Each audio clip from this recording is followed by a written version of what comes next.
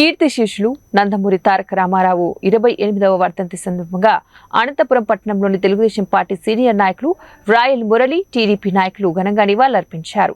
ఈ సందర్భంగా రాయల్ మురళి మాట్లాడుతూ గతంలో ₹1 సభ్యత్వం నుంచి నేడు ₹100 సభ్యత్వం వరకు ఎంతో మంది కార్యకర్తలు తెలుగుదేశం పార్టీని నమ్ముకొని ఉన్నారని అన్నారు. రానున్న ఎన్నికల్లో తెలుగుదేశం పార్టీని అధికారంలో నిలబెట్టి తీరుతామని ధీమా వ్యక్తం చేశారు. తెలుగుదేశం పార్టీ వ్యవస్థాపక అధ్యక్షులు కీర్తిశేషులు నందమూరి తారక రామారావు గారు 28వ వర్ధంతి సందర్భంగా అనంతపురం జిల్లాలో తెలుగుదేశం పార్టీ సీనియర్ నాయకులైనటువంటి జక్కీవుల్లా గారు, కృష్ణకుమార్ గారు, మణికంఠ బాబు గారు, వీరితో పాటు వందలాది మంది పార్టీ ఆవిర్భావం నుండి తెలుగుదేశం పార్టీ భుజాన కండువా వేసుకొని జెండా చేత పట్టుకొని వేసినటువంటి కార్యకర్తలంతా కూడా ఈరోజు వచ్చి ఘనంగా నివాళులు అర్పించడం జరిగింది.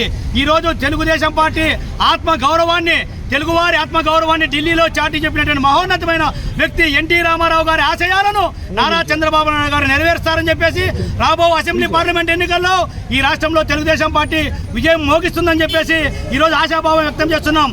తెలుగుదేశం పార్టీ ఎన్టీ రామారావు గారు ₹2 సభ్యత్వం నుంచి ఈరోజు నారా చంద్రబాబు నాయుడు గారు ₹100 సభ్యత్వం వరకు, ఆనాడు నుంచి ఈనాడు వరకు ఏ పార్టీ కూడా మారకుండా ఒకటే పార్టీలో పనిచేసే సీనియర్ కార్యకర్తలంతా కూడా కీర్తిశేషులు నందమూరి తారక రామారావు గారికి ఘనంగా నివాళులు అర్పించడం జరిగింది.